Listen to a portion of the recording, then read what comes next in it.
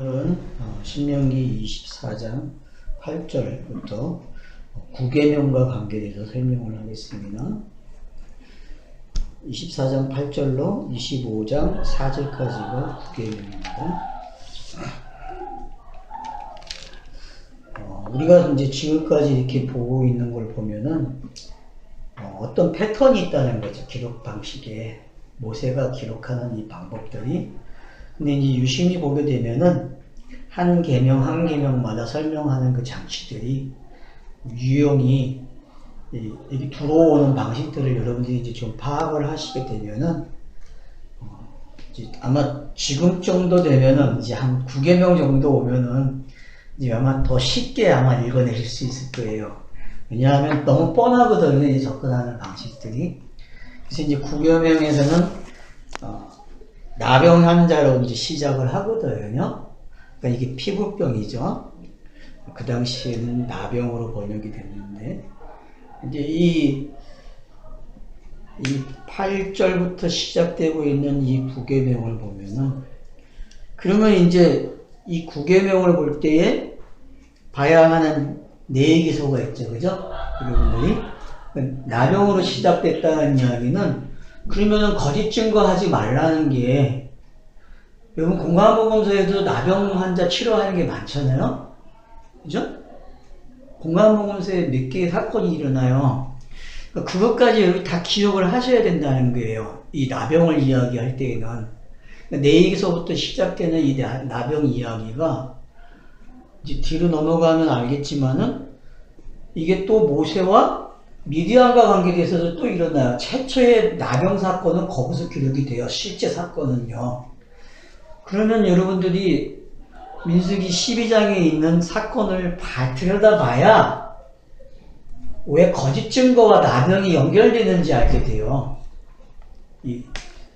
그러니까 민수기에 있는 것을 확인하셔야 왜 나병이 거짓 증거하지 말라라는 거와 왜 연결이 되는지 알게 되는 거예요. 거짓 증거가 뭔지가 민수기 12장에서 아주 잘 설명해 주고 있어요.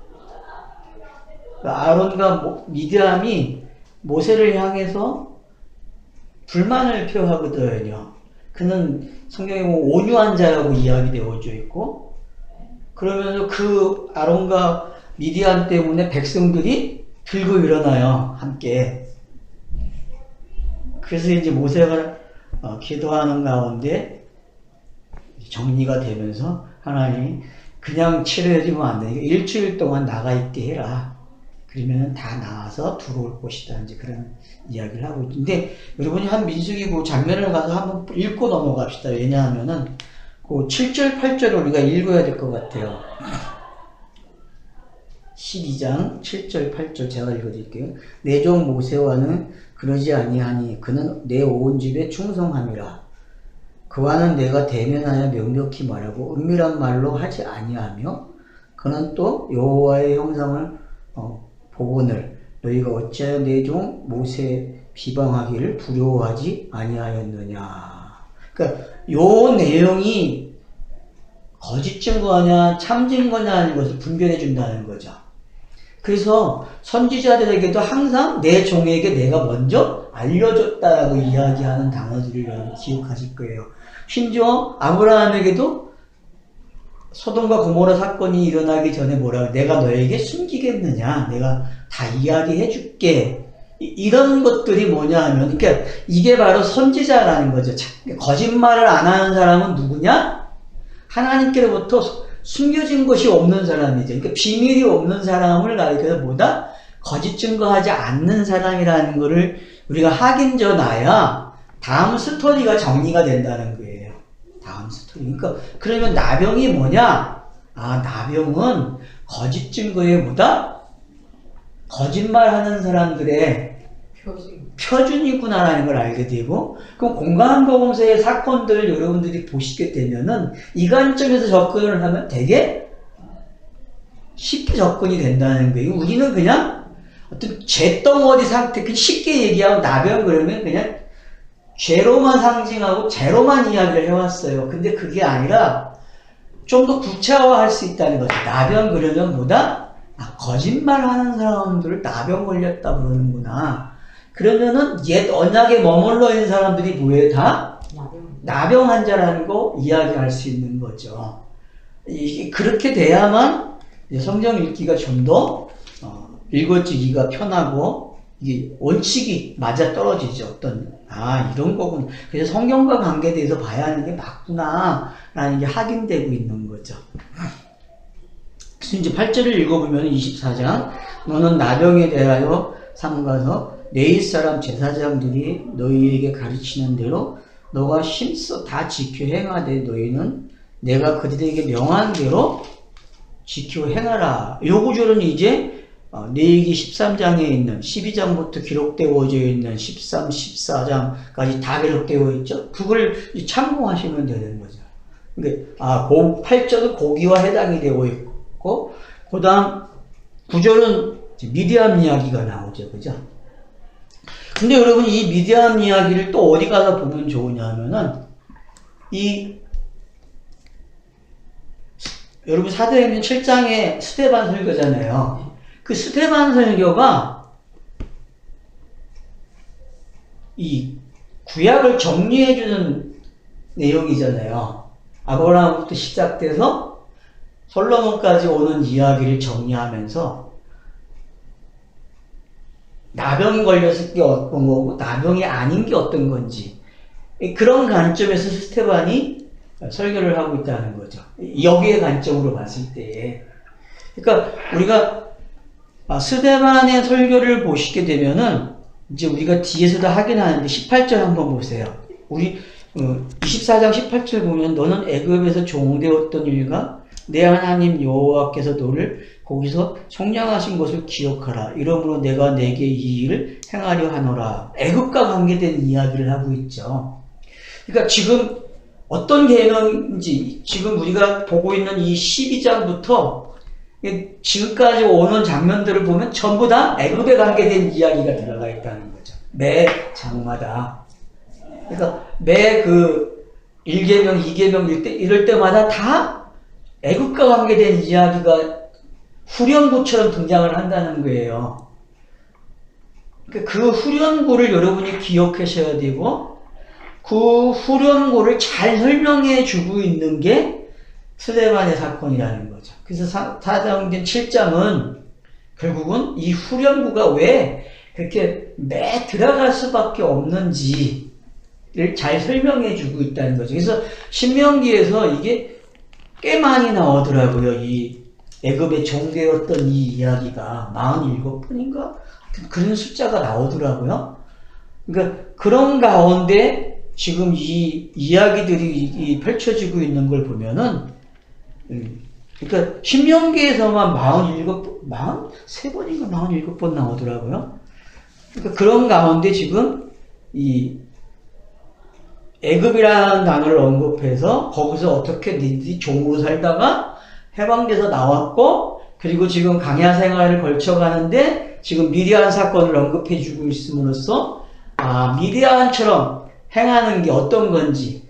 그러니까 미디안은 뭐만 하는 거예요? 자기도 선지자라는 거죠. 근데 미디안이 생각하는 선지자 개념하고 하나님이 모세와 관계에서 생각하는 선지자 개념이 다른 거죠. 모세는 어디까지 알아요? 새 언약까지 아는 거고 미디안은 옛 언약에 머물러 있는 상태를 이야기해주고 있다는 거죠. 그런 걸 가리켜서 뭐라 그런다 지금 본문은? 거짓 증거하는 거라는 걸 설명하고 있고 거짓 증거 대표의 상징적인 그 병이 나병이었다 이렇게 읽으면 좋겠죠. 그러면 이제 우리가 좀 레위기서를 읽을 때에도 나병이라는 게 이렇게 볼 수 있구나. 그런가 하면은 앞에서도 우리가 또 나병이 또 언급됐죠. 그죠? 그러면 그런 사건들을 봤을 때 이런 것들이 다 이렇게 연결이 되면서 나병이라는 게 십계명과 관계돼서 설명하는 장치로 사용이 되어 있구나. 이제 그렇게 성경을 읽기가 되게 되면은 병에 치중하는 게 아니라 그 나병이라는 게 가지고 있는 상징으로 쫓아가게 되고 상징을 보면서 성경 읽기가 된다는 거죠. 이제 그게 우리가 지금 하고 있는 공부하는 방법으로 하나의 원리를 찾아낸 방법이죠. 그러니까 요런 게 본인들 개인이 이제 잘 훈련돼서 익숙해지게 되면 어떤 성경을 읽더라도 어떤 방법을 가지고 읽을 수 있는 힘이 생기는 거죠. 이게 중요한 것 같아요. 그러니까 저는 이걸 좀 어떻게 보면서 본문들이 참 재미나게 구성이 되어 있구나, 그런 걸 좀 이해가 됐어요. 그러니까 미리암이 행한 일, 그래서 이제 그 행하신 일을 이렇게 들여다보니까 이런 거였구나 라는 게 기억이 되고, 그래서 이제 민수기 12장 1절로 10절을 읽게 되면은 이제 이 미리암 사건이 어떤 건지 잘 정리가 되어져 있는 거죠. 그럼 이제 거기서 주어지는 교훈이 어떤 건지 알게 되고, 그 미리암 사건이 끝나자마자 정탐꾼들이 모집되고 정탐꾼들이 가나안 땅을 정탐하러 가는 이야기로 간단 말이에요. 거기서도 또 두 분류가 생기죠. 하나는 미리암처럼 되는 보고가 있고, 하나는 모세처럼 되는 보고가 있죠. 그죠? 그러니까 그런 사건들이 어떻게 연결되는지를 우리가 볼 수 있다는 거죠. 그와처럼 지금 거짓 증거가 어떤 건지, 그러니까 거짓 증거로 항상 시작이 된다는 거예요. 성경은 이 땅에서는 거짓 증거로 시작이 돼서, 그러니까 율법에 머물러 있는 게 뭐다? 성경은 거짓 증거다라고 이야기하고 있다는 거죠. 그래서 율법을 넘어야만 참 선지자, 참 하기스 이야기를 하고 있는 사람들이네, 깨끗한 말을 이제 그렇게 이야기가 되고 있다는 걸 좀 기억을 하면 좋을 것 같습니다. 그럼 이제 10절로 볼까요? 10절을 이제 내 유색에 무엇을 구워줄 때에 너는 그의 집에 들어가서 전당물을 취하지 말고 너는 밖에서 있고 내게 끄는 자가 전당물을 밖으로 가지고 나와서 내게 줄 것이며 그가 가난한 자이면 너는 그의 전당물을 가지고 자지 말고 해줄 때에 그 전당물을 반드시 그에게 돌려줄 것이라. 그리하면 그가 그 옷을 입고 자며 너를 위하여 축복하리니 그 일이 내 하나님 여호와 앞에서 내 공의로움이 되리라. 여러분 10절로 지금 13절에 있는 말씀이 이게 어떻게 거짓 증거하지 말라 하는 구계명과 연결을 시킬 수 있어요? 이게 재밌죠? 이 본문 지금 전당물 잡는 이야기잖아요.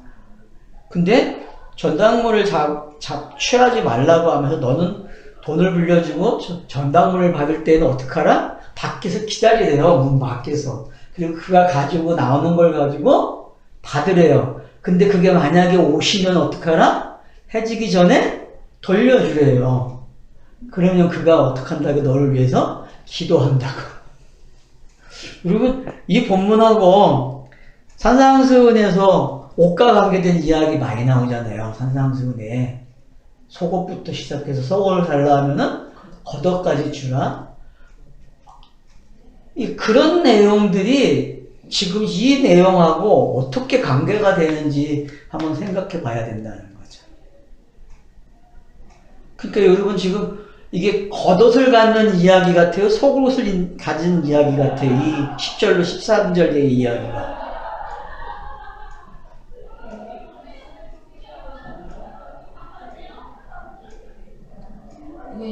그것도 아닌가요? 근데 이스라엘 문화에서 보면은 겉옷하고 속옷이 같이 연결되어 있잖아요. 따로 분리돼서 입는 사람들은 부자고 그 외의 사람들은 다 그냥 천으로 그냥 둘둘둘 말아서 겉옷인지 속옷인지 모르는 부자만 외투를 가지고 있는 거거든요. 부자만 문화가. 그래서 여러분 삼손 사건에서 보면은 그 블레셋 사람들이 요구하는 게 있었잖아요. 외투를 요구하잖아요. 그러니까 어떡합니까? 삼손이 가서 쳐 죽이고 그 외투를 마련해서 주잖아요. 근데 그 외투가 부자들만 걸치는 거지 부자 아니면은 외투도 없어요. 그러면은 지금 여기에 전당물을 뭔가가 이웃이 와가지고 나 좀 당신 돈 좀 불려줘. 뭘 불려달라고 그러는데 그럼 여기서 불려주는 내용이 뭐냐는 거죠. 불려주는 내용. 그러니까 우리가 자꾸 이걸 생각하면 가난한 자에게 돈을 불려주고 그렇게 생각하는 거죠. 근데 이게 지금 그런 이야기가 아니라는 거예요. 이 이야기가 이 가난해서 불리는 게 아니라는 거예요. 어떻게 보면은. 그렇게 말하면 바리새인의 그거하고 똑같은 거 아니에요? 그렇죠. 그러니까 접근이 잘 돼야 된다는 거죠. 자꾸 이걸 가지고 얘가 가난해가지고 설정을 우리가 한다는 거죠. 근데 본문은 지금 그런 설정이 없어. 얘가 가난해서 불리는 건지 뭔지에 대한 이야기가 없어요. 그러면 성경 전체에서 가난이 뭔지를 이해하면 되는 거죠. 가난이 뭐냐? 그러면 가난을 대표하는 사람들이 뒤에 나와요. 14절부터. 가난이 뭔지. 그죠? 응? 가난을 대표하는 사람들이 언급이 되고 있단 말이에요. 그리고 21절 가면은 더 정확하게 객과 고아와 가부를 언급하고 있단 말이에요. 그러면은 본문이 여기서부터 하고자 하는 게 거짓 증거의 내용을 넘어서 지금 무슨 이야기를 하고 있다? 거짓 증거가 안 되게 하는 방법을 가르쳐 주고 있다는 거죠. 듣는 사람들이나 전하는 사람들이 지금 이 10절부터 이해를 잘해서 25장 4절까지를 이해를 잘하게 되면은 전달하는 게 뭐고 듣는 게 뭔지가 잘 구별돼서 설명이 되고 있다는 거예요, 지금. 그러니까 듣는 사람이 오해를 하면은 전달된 것도 뭐예요? 그냥 뭐 오해가 되는 거예요, 내용 자체가. 그러니까 그런 상황들이 어떻게 지금 잘 엮어져 있는가를 보자는 거죠, 이 본문은. 그런 면에서 줄 수 있는 사람이 있단 말이에요. 그죠? 본문에는 지금 줄 수 있는 환경이 있고 없어서 가지러 오는 환경이란 말이에요. 그러면 율법이라는 게 뭐예요? 율법은 줄 수 있는 거죠. 그죠? 그러면 율법을 통해서 사람들이 어떻게 돼요? 자기가 가난해지는 사람이 있는가 하면 또 율법을 통해서 부자가 되는 사람이 있고 상황은 여러 가지가 그러시겠죠. 그러니까 자기가 누군지가 밝혀지는 게 지금 10절부터 사용되는 이야기라는 게 내가 누군지 본문이 지금 이야기하고 있는 이 내용을 보면은 이웃이 있고 그 이웃에게 뭔가를 청구해야 돼요. 나에게 이게 좀 없다. 이거 좀 네가 있는 거 나한테 주라고 이야기하고 근데 그걸 좀 더 구체화시키길 너는 밖에 있어야 된다. 들어갈 수는 없다. 이야기한단 말이에요. 그리고 그 사람이 전당물을 가지고 나왔는데 그게 옷이란 말이에요. 근데 그 옷도 언제까지 가지고 있어야 돼요? 해질 때까지. 하루가 만물되는 그 시간까지 가지고 있다가 다시 돌려주는 게 이야기란 말이에요. 그러면은 이 본문이 지금 성경이 우리에게 전달돼서 우리에게 들어오는 이야기 그리고 그것이 옛것이 나오고 새것이 안착되는 이야기 여러분 이렇게 좀 들려집니까? 이 본문이 좀 허무맹랑한 소리 같아요. 제가 하고 있는 게 지금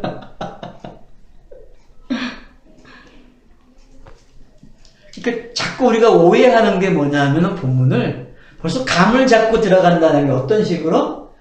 이건 불쌍한 사람이, 가난한 사람이 있는 자에게 뭔가 자기의 부족한 걸 채워달라는 현실적인 상황으로만 읽으려고 한다는 거죠. 근데 지금 우리 신명기를 뭘로 봤어요? 진리를 이야기하는 책을 읽고 있잖아요. 진리를 이야기하는 책. 그런 관점으로 보면은 우리가 생각하고 있던 게 전에 생각했던 것들이 다 잘못 접근됐다는 게 확인되고 있는 거죠. 그렇게 좀 이해를 하면 좋을 것 같으니까 10절로 13절의 내용은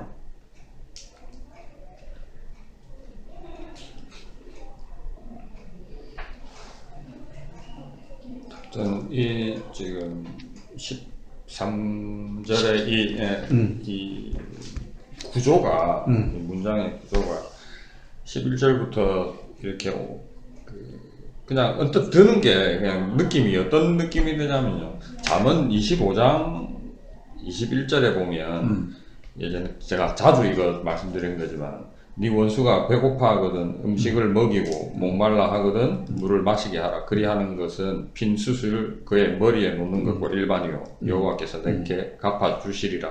요게 21절이 원수가 배고파하고 음식을 목말라 하는 이 자체가 첫째 날 그리고 두 번째로 이제 단계별로 그렇게 되는 것이 핀 숯을 머리에 놓는 거하고 같은 거고, 그것이 여호와와 네가 이게 살롬이다 같다 이제 이렇게 이제 단계별로 이렇게 이제 3일길로 전체 이렇게 보이듯이 요 문장도 앞에 해질 때 전당물을 그에게 돌려 주고 옷을 입고 축복하고 단어 자체도 조금 비슷하기도 하고 그렇죠. 하여튼 이 문장 안에서 그 3일길 전체를 한 뒤에 여호와 앞에서 네 공의로움이라는 이것으로 가기 위한 앞에 두 가지의 어떤 그 이틀을 단계별로 지금 뭔가 표현하고. 그러니까 여기다가 갖다 놓을 수 있는 것들이 그러면 예수가 그리스도가 되는 이야기도 여기서 유추할 수 있다는 거죠. 이 이야기 속에서. 그러니까 저는 내가 꼭 이렇다 이제 말을 안 하려고 하는 거예요. 그냥 이렇게 판을 이렇게 옮겨 놓으니까 다르게 보이고 지금 신명기에서 말하고자 하는 방식이 이렇게 보여진다 하는 데까지만 제가 지금 가고 있는 거예요. 더 이상 안 나가고 있죠, 그죠?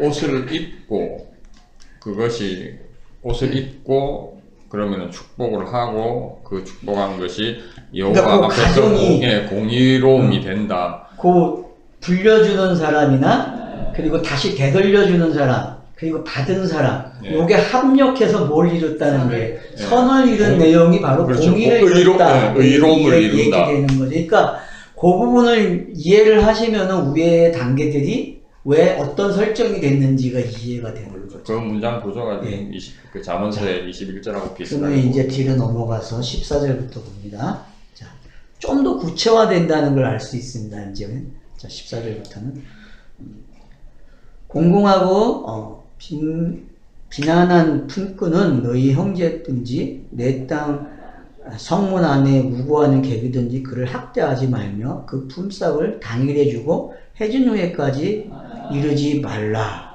여기서 우애와 관계된 단어를 보니까 뭔가가 여기서 품꾼이라고 이야기하는 사람이 있는데 그 품꾼이 있는데 품삯을 어떻게 하라? 해줄 때까지는 꼭 주라. 그럼 위에는 뭐라고 했어요? 해줄 때까지 뭐하라? 옷을 돌려주라. 그거하고 연결이 되고 있다는 걸 이제 우리가 알 수 있죠. 그런 관계 속에서.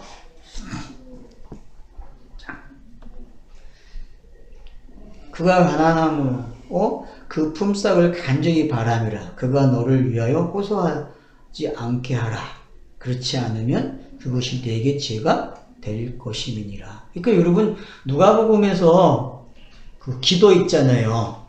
그 품꾼 물론 문화비 또 있지만은 여러분 그 기도하라는 걸 강조하는 내용 속에서 그 가난한 가부가 그 누구의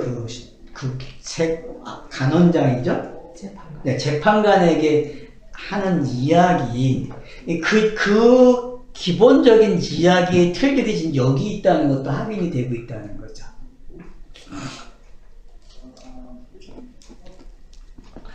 그러니까 지금 여기서 빈궁하고 비난한 품꾼 천복 빈궁하고 그냥 가난하다고 하면 될 것 같고 공공하고 절절한 좀 표현을 갖다가 엄청 가난을 우스로 뭐라고 표현해요. 그냥 공공하다 그런 표현인데 그러니까 아마 뭔가가 절대적 가난이겠죠. 빈곤이죠. 절대적 빈곤이잖아요. 그러니까 이 땅의 사람들은 뭐다? 다 절대적 빈곤이잖아요. 진리가 없기 때문에. 그런 차원에서 아마 접근을 하는 것 같아요. 본문도. 자, 그래서 그런 사람에게 성경은 어떻게 하겠다? 성경은 하나님의 뜻은 이렇게 해주겠다는 이야기잖아요. 지금. 그러니까 위의 것도 마찬가지죠. 위의 것도 있는 자가 없는 자에게 배려하는 내용이잖아요. 그러니까 그러면 하늘의 뜻이 땅에서 이루어지는 내용이 바로 요 방법이라는 거죠. 지금 이 소개되고 있는 방법들이. 우리가 위에서 10절에서 보았던 거나 지금 이 14절에서 보고 있는 이 내용들이 같이 잘 연결되고 있고 그 연결되는 맥락 속에서 우리가 이렇게 볼 수 있는 게 계시라는 게 일을 이런 방식으로 하는구나 라는 걸 알게 된다는 거죠. 근데 그게 어떨 때에는 거짓 증거로 들려지게 되고 어떨 때에는 하기스로 들려진다는 거예요. 그 상태들이. 자, 그 다음 16절 보세요. 아버지는 그 자식들로 말미암아 죽음을 당하지 않을 것이요 자식들은 그 아버지로 말미암아 죽음을 당하지 않을 것이니 각 사람은 자기의 죄로 말미암아 죽음을 당할 것이니라. 이제 여러분 지금 이 16절 말씀 보면은 그러니까 오직 뭐예요? 한 사람이 한 것 가지고 되는 거지. 우리나라에 한번 유행한 게 뭐가 있었죠? 가문에? 가게 흐르는 재주. 그 이제 어떤 그런 것들부터 시작해서 되게 많은 사람들이 가지고 있는 게 유전 그러면 또 제가 그러니까 여러분 이 구절로 보면은 그 원죄를 설명할 때 그 학자들이 내온 학설이 다 틀리다는 걸 알 수 있어요. 이 구절로 보면 그러니까 학자들이 그 원죄를 설명할 때 여러 가지 방법을 찾아내가지고 설명을 하고 있단 말이에요. 근데 동양용어로 업이죠, 업. 업보라. 그러니까 이제 그런 것들이 아니라는 거예요, 성경은. 왜 그러면은 여러분이 로마서 5장에서도 봤을 때 첫 아담이 있었고 둘째 아담이 있었잖아요. 그럼 첫 아담의 성격을 알면 둘째 아담의 성격을 아는 거거든요. 그 성경 읽기가 그렇게 되어야 된다는 거죠. 그러니까 거짓 증거가 뭔지를 알아야 참 증거를 안 되니까 이 땅에서는 참만 이야기해갖고는 절대로 몰라요. 왜? 모르는 내용이기 때문에. 그렇기 때문에 먼저 율법이 오는 거예요. 율법이 와서 뭔가를 수석거려놔요. 그러면 어떻게 돼요? 그런 다음에 그걸 이렇게 설명해주면 알아먹기 시작한다니까요. 그러니까 성경을 계속 읽어온 사람들은 누가 설명을 안 해도 어떻게 해요? 이 방법을 안 되니까 자기도 모르게 습득해 갖고 있어요. 단지 저와 여러분이 사용하는 이 말을 사용할지 못 들어서 못 사용하는 것 뿐이니까요. 어떤 면에서 보면요. 성경을 읽고 있는 사람들은요. 우리가 얘기하는 거 다 알아들어요. 그리고 이 말을 이렇게 하면 되는구나. 이 표현을 이렇게 하면 좀 더 논리적인 게 되는구나. 그렇게 된다니까요. 아닌 것 같아요? 성경 읽고 기도하고 하는 사람들이 200번 읽을 때 해도 그러니까 진짜가 가짜 같고 여기 이 문장으로 보면 각 사람은 자기 죄로 죽임을 당할 것인데 근데 지금 현재 상황은 아버지는 그 자식들로 말미암아 죽임을 당하고 있다는 또 상태를 표현하는 거잖아요. 그렇죠? 아버지는 그 자식들로 말미암아 죽임을 당하고 있는 상태고 자식은 그 아버지로 말미암아 죽임을 당하고 원수 갚는 걸 봐봐. 당하고 있는 중이다. 너희가 지금 이 땅에서 원수 갚는 문화를 보면 어때? 우리나라 조선시대도 그렇고 몇 적을 멸해요? 그 한 사람이 잘못하면은 아주 실을 말려버리잖아요. 그런 것들이 어떤 건지 알아야 된다는 거죠. 물론 그 실을 말리는 것도 좋은 의미에서 보면은 그냥 거듭남의 하나의 설명으로도 볼 수 있어요. 옛것을 죽여버리는 이야기니까. 근데 이제 우리가 여기서 볼 수 있는 것은 이 방법이 어떤 건지 이해가 되면은 성경이라는 게 어떤 역할을 하고 있는지를 알게 된다는 거죠. 성경은 그렇기 때문에 나와 1대1로 이야기하고 싶어 하지 이렇게 여러 사람에게 똑같은 주제로 이야기 안 한다는 거예요. 어떻게 보면은 성경은 1대1이에요. 대화하고 싶은 게. 보니까 하나님과의 관계도 1대1이 관계지. 그러니까 아니 이거 보니까 뭐 제일 첫 계명에도 해당되구만. 다 해당이 되죠. 나 외에 네. 당신을 섬기지만 결국 죄 때문에 지 가지고 자신이 신이 되니까 죽을 수밖에 없잖아요. 그러니까 이 16절이 한 구절로 나와 있지만은 그냥 느닷없이 딱 튀어나온 것 같잖아요. 그죠? 근데 여러분 지금 이 내용을 한번 잘 보세요. 아버지가 그 자식들로 말미암아 죽임을 당하지 않을 것이요, 자식들은 그 아버지로 말미암아 죽음을 당하지 않을 것이니. 여러분 지금 그러면 민수기에서 등장하고 있는 거 한번 보세요. 민수기에서 사건들 일어날 때마다 어떻게 됩니까, 여러분?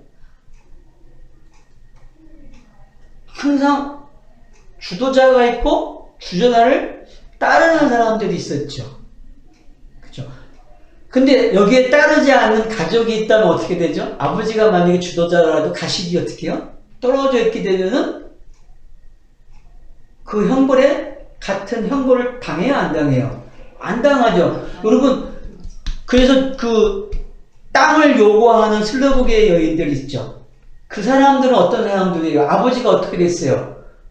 가담했다가 죽어서 없어졌지만 딸들은 어떻게 해요?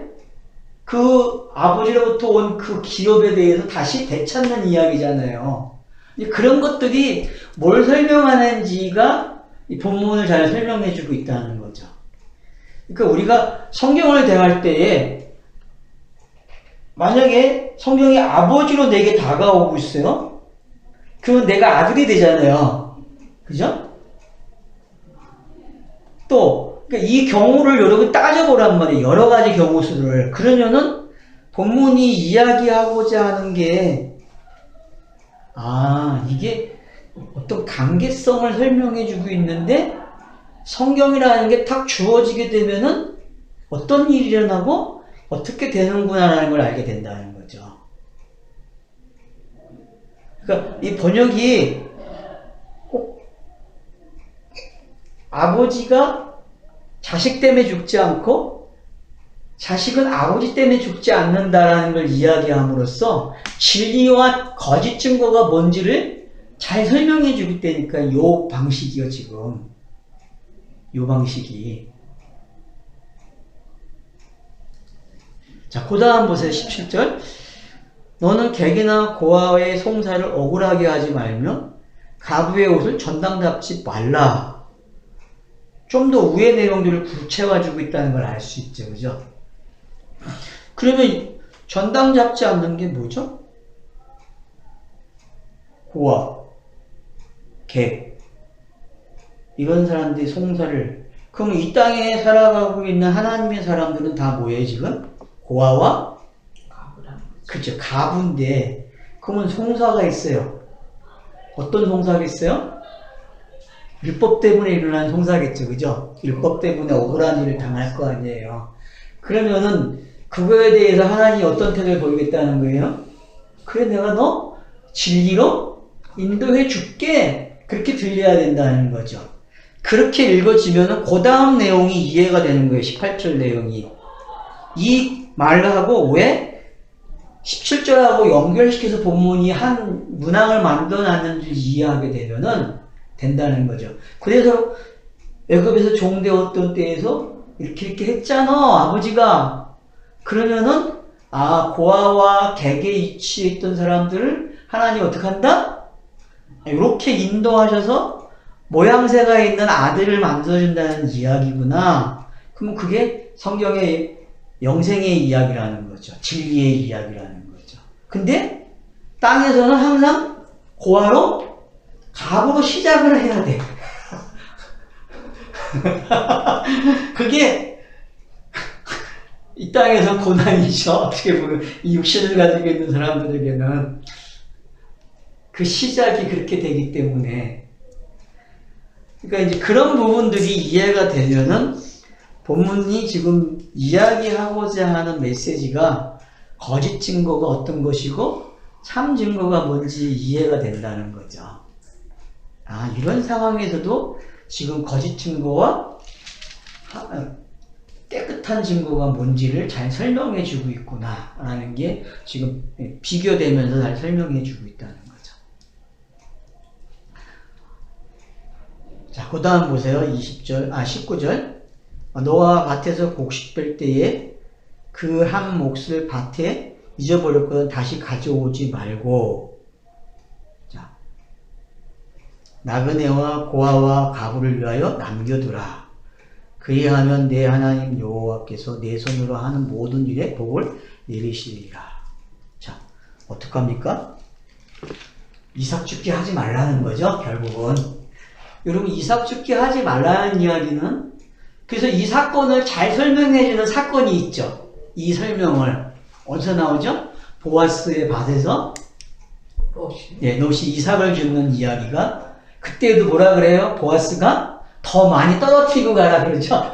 보아스가 하는 말이 그게 은혜를 베푸는 거잖아요. 보아스가. 그러니까 그게 뭔지를 알면은 이 본문과 잘 설명이 된다는 게 이 본문이 지금. 그럼 보아스가 요셉에게 하는 그 행동들은 어떤 행동들이에요? 네? 여러분, 이게 은혜죠? 성경이 말하는 은혜는 이거예요.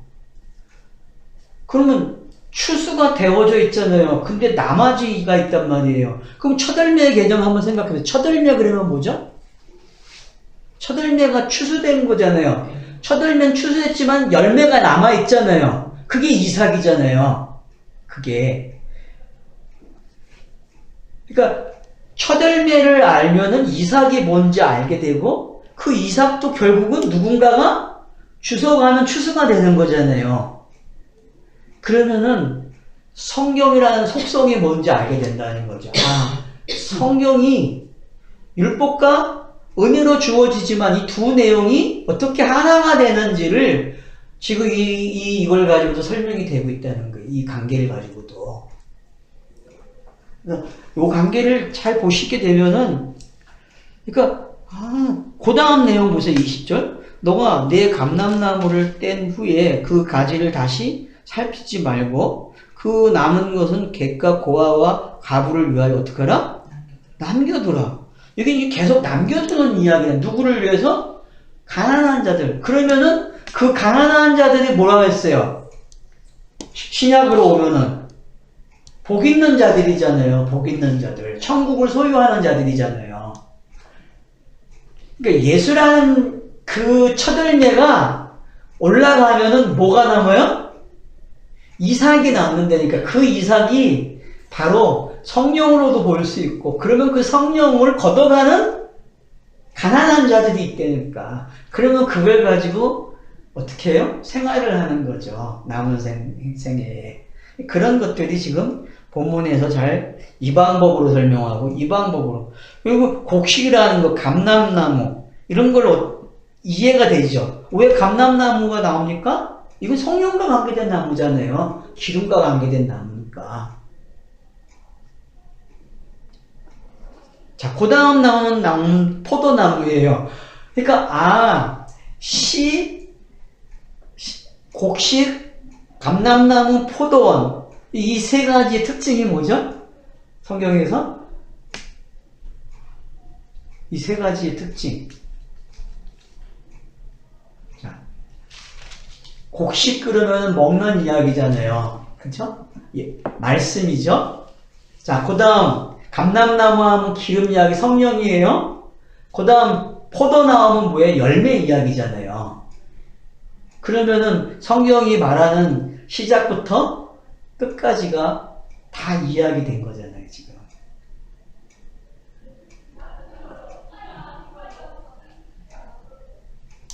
그러면서 또 후렴구가 등장하죠. 22절에서 너는 애굽 땅에서 종되었던 것을 기억하라. 그러니까 여러분들이 성경 읽기 할 때의 기본 후렴이 뭐가 있어야 된다? 아, 내 시작이 어디서부터 됐다? 애굽에서 시작이 됐구나. 애굽에서 시작이 된 사람이 나구나. 이 후렴구를 모르고 읽으면 안 된다는 거예요.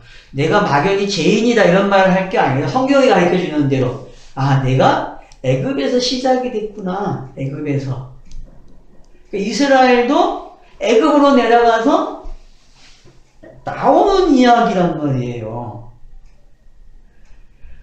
그러면은 땅에서 구원받는 이야기가 설명이 되고 있는 거고, 이 결과를 알게 되면은 영생의 이야기, 진리가 보여진다는 거죠. 아, 진리는 이렇게 이해가 되고 이렇게 깨달아지는 거구나.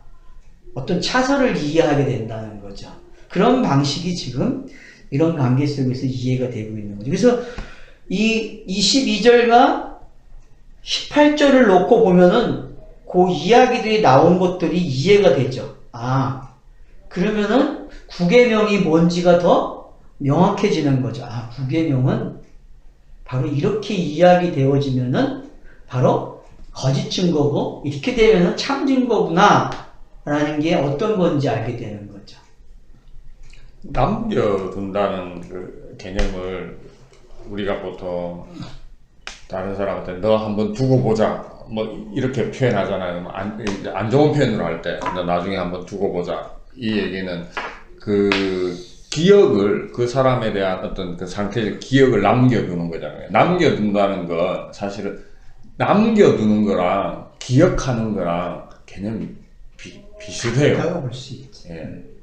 남겨두는 건 가지고 있는 거잖아요. 그렇죠? 내가 가지고 있는 거고, 기억하는 것도 중요한 것들을 내가 가지고 있는 거잖아. 남겨놓는 거거든요.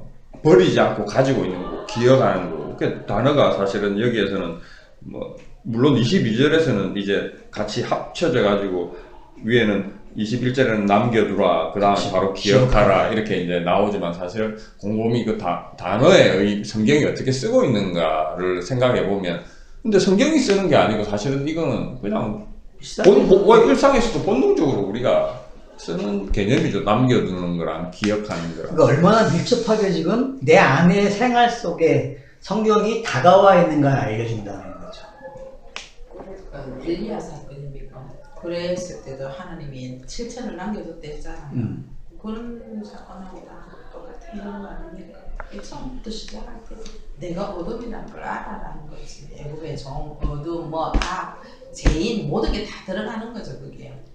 그러니까 지금 여러분들이 이 24장에서 시작된 24장 8절부터 시작된 이 이야기를 보면은 처음에는 나병 환자로부터 시작이 되고, 그 다음 전당 잡는 게 어떤 건지, 그리고 품꾼의 싹을 줘야 되는 게 어떤 건지, 그리고 자식과 아버지가 같이 죽지 않다는 거죠. 아버지가 죄를 지면은 그냥 아버지만 죽는 거고, 자식이 죄를 지면은 제 자식만 죽는다는 개념이 어떤 건지를 알게 되면은 성경의 기록 방식이 알게 되고, 성경을 읽는 게 어떻게 읽어야 되는지도 알게 된다는 거죠. 그러니까 거듭남이 뭔지 알게 된다는 거죠.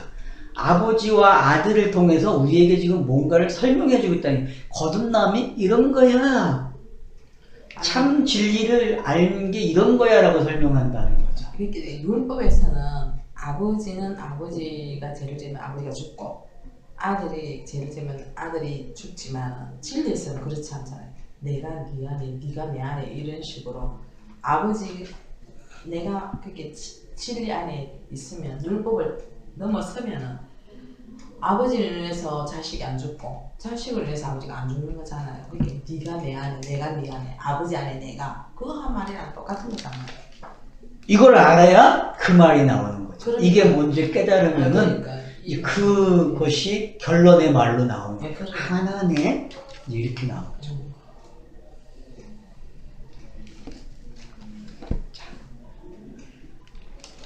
그래서 이제 19절에서 22절의 내용은 남겨두는 게 뭔지, 남겨두는 게.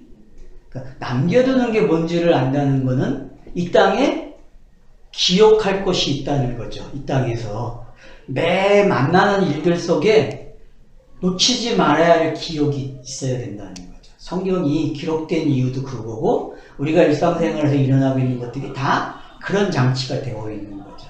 그러면 그것을 참으로 읽느냐, 거짓으로 읽느냐가 중요하다는 거죠. 증거는 지금 다 되고 있어요. 거짓으로 읽어질 수 있는지 참으로 읽을 수 있는지 다 되고 있는데, 이걸 받아먹는 사람은 또 어떻게 받아먹어야 될지, 이제 이걸 생각해야 된다는 거죠. 그런 부분들이 25장 가면은 좀 더 재미나겠죠. 그러면은 자, 1절 사람들 사이에 시비가 생겨 재판을 청하면 재판장은 그들을 재판하여 의인은 의롭다 하고 악인은 정죄할 것이며. 자, 율법의 역할이 정확하게 나왔죠. 그죠? 율법이 어떤 건지. 그러니까 처음 읽으면 성경을 어떻게 읽어요? 이렇게 읽죠. 사람들이 제일 잘하는 게 성경 읽기에서 처음 성경을 읽으면은 요렇게 읽어져요. 이렇게 색깔이 딱 구별된다는 거죠. 예. 요게 뭔지, 그러니까 기본 학습이 돼야 된다니까. 요 단계를 걸쳐야 이게 1차죠. 차서에. 그 다음 차서가 준비되어 있고, 그 다음 차서가 준비되어 있죠. 성경 읽기는. 자, 그 다음 2절 보세요. 자, 악인에게 태형을 합당하면 재판장은 그를 엎드리게 하고 그 앞에 그의 죄에 따라 수를 맞춰 때리게 하라. 자, 여러분, 수를 맞춰 때립니다. 그죠? 사도 바울이 이거에 대해서 이야기해요, 안 해요? 그죠? 사도 바울이, 그럼 여러분 이제 고린도 후서에 나와 있는 사도 바울의 그 복음으로 인하는 그 고난당하는 이야기는 고린도 후서 이야기거든요.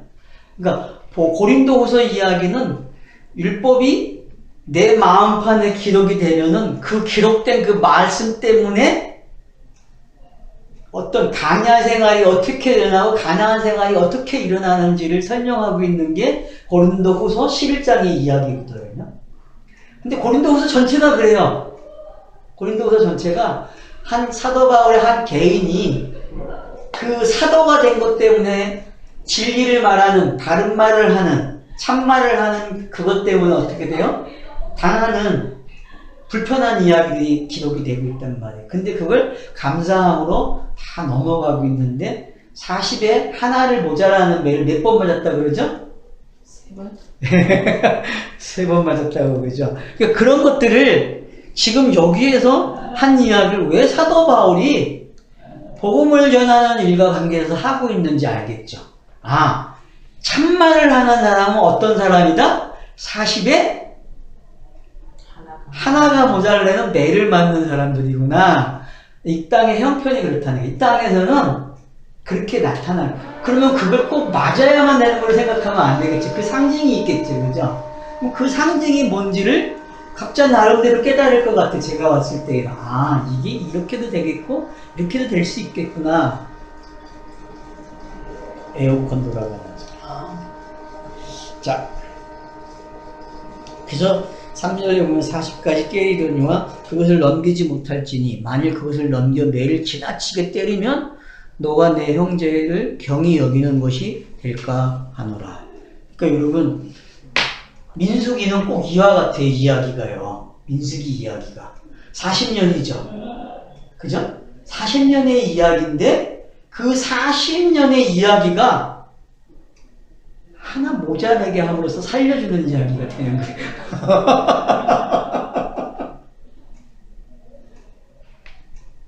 그러니까 이 4라는 숫자가 재밌는 거예요. 이 4라는 숫자가.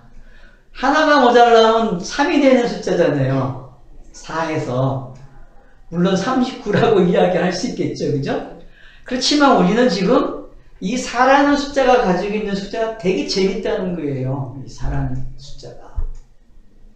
땅의 숫자지만 땅에서 어떻게 완성되는지도 설명하고 있다는 거죠. 그러니까 땅의 숫자라고 해서 나쁜 숫자가 아니고 땅에서 완성되는 숫자라는 거죠.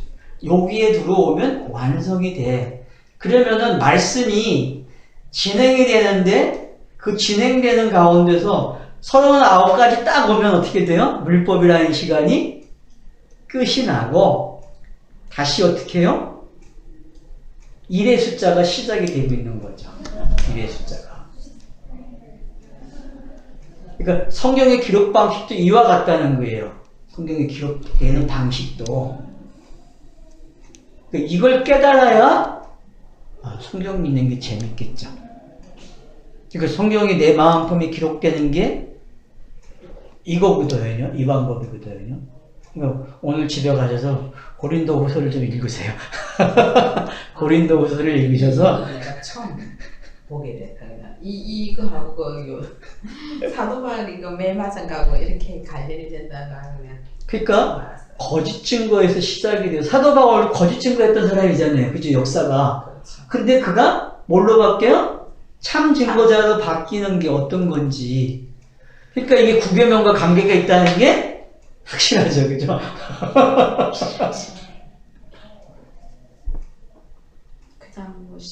그냥 흘러가는 거로 꼭 말면 돼. 그 다음 보세요. 4절. 곡식 떠는 소에게 망을 씌우지 말지니라.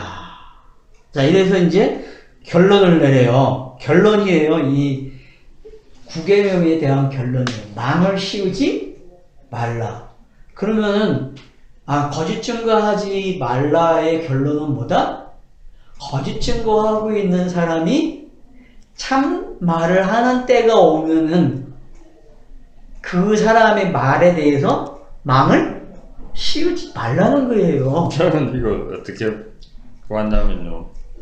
곡식이 양식이잖아요. 곡식 떠는 소, 이거 떤다는 게 그 추수하는 단어거든요. 추수를 하는 거거든요. 그러면 양식을 추수하는 양식을 그러니까 발로 그 타작 할 때 이렇게 털잖아요. 그래서 이제 양식이 떨어지잖아요. 그렇죠. 양식을 주는 거잖아요. 그러니까 곡식이나 이제 여기 떤다, 떠는 요 개념이 이제 비슷한 단어거든요. 그러면 소도 하나님이잖아요. 그렇죠. 말씀 그 하나님의 역할을 하는 거잖아요. 그러니까 곡식을 하나님의 말을 양식을 주는 목사에게 망을 씌우지 마라. 이게 무슨 말이냐? 이거는 이제 그러니까 저도 개념이 히브리서 가면 나오잖아. 그렇죠. 저는 그러니까 진리의 말을 하고 있는 자에게 그거 아닌 것 같은데요. 이거 하지 말라고 저는 그냥 지금 그렇게 이제 보여요. 사실은 이게 학대되면은 오늘날에 그렇게 표현이 돼요. 네, 진짜 그냥 그렇게 그러니까 사도바울이가 이제 여자는 잠잠해라. 그렇죠. 여자는 그러니까 잠잠하라. 여자가 말을 하게 되면 소에게 망을 씌우는 그렇지. 거죠. 그러니까 여자가 여자는 말을 하게. 잠잠해라. 그렇죠. 진리가 없는 자에게. 그러니까 39까지 와야 그 다음서부터 말을 할 수 있는 거야. 그 전에는 말을 하면 안 돼. 이 39도 그냥 재밌게 이해하자면 구약 성경이 39권이잖아요. 그렇죠. 그렇게 또 해. 그러니까 이제 그 시간까지는 말을 하면 안 돼. 그러니까 그 경계를 이제 넘어간 사람만이 알아먹은 거지. 진리인 게 이런 거구나. 근데 39이 없으면 못 알아먹는 거야. 엄토스까지. 그런 걸 우리가 좀 이제 생각을 해야 된다는 거야. 그래서 구경여명이 재미나게 끝이 난다는 거죠. 일하는 손은 방을 씌우면 안 되네. 어떤 일을 하는 손인지 구별을 해야 되겠죠, 그죠? 율법의 말을 하고 있는 사람인지. 여기 이제 곡식이라고 되어 있으니까 양식. 그러면 이제 진리죠, 그죠? 네. 그러니까 이제 거기까지 진리를 추수하는 소에게는 진리를 쉬었다 하죠.